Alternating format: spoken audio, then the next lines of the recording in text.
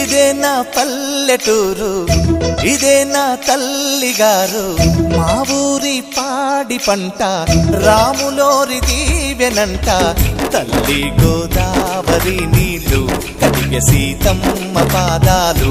ఊరంతా hi hi hi, మనసంతా hi hi hi. ఇదే నా పల్లెటూరు,